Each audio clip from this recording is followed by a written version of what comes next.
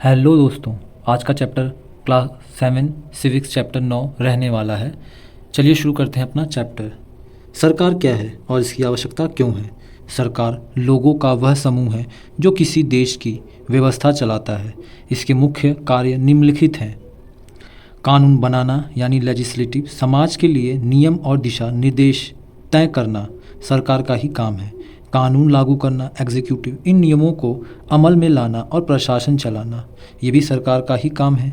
न्याय करना, विवादों को सुलझाना और यह सुनिश्चित करना कि कानून का पालन हो रहा है या नहीं। कौटिल्य के अर्थशास्त्र में शासक के 3 मुख्य कर्तव्य बताए गए हैं। रक्षा यानी बाहरी दुश्मनों से, पालन कानून और व्यवस्था का, और योगक्षेम जनता का कल्याण। अगला मुख्य बिंदु है सरकार के विभिन्न प्रकार। समय के साथ सरकार चलाने के तरीके बदलते रहे हैं। पहला, लोकतंत्र यानी डेमोक्रेसी। इसमें सत्ता जनता के हाथों में तो होती है। लोग या तो सीधे निर्णय लेते हैं या अपने प्रतिनिधि चुनते हैं। यह समानता, स्वतंत्रता और अधिकारों पर आधारित है।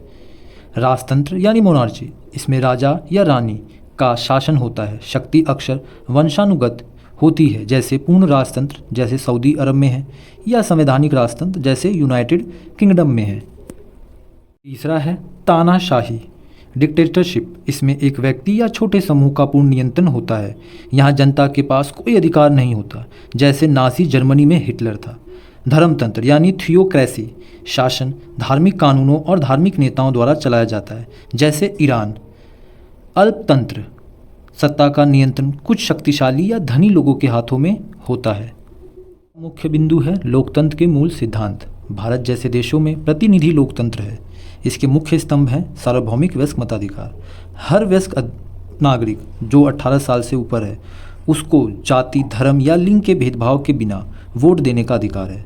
समानता यानी कानून के समक्ष सभी बराबर हैं। स्वतंत्रता, नागरिकों को अपने विचार रखने और अपनी पसंद के अनुसार जीवन जीने का आज़ादी है। जवाबदेही, सरकार जनता के प्रति जवाबदेही होती है। अगर सरकार ठीक से काम नहीं करती तो अगले चुनाव में जनता उसे बदल सकती है। सरकार के 3 अंग, यह अगला मुख्य बिंदु है। लोकतंत्र में शक्तियों का पृथक्करण, सेपरेशन ऑफ पावर होता है, ताकि कोई एक अंग अपनी शक्तियों का गलत उपयोग न कर सके।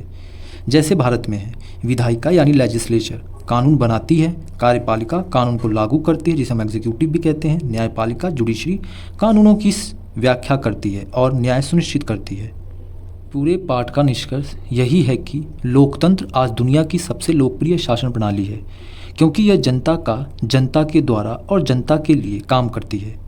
इससे हमें यह सीख मिलती है कि एक जागरूक नागरिक होने के नाते हमें सरकार के कामकाज पर नज़र रखनी चाहिए और अपने अधिकारों के साथ साथ कर्तव्यों का भी पालन करना चाहिए।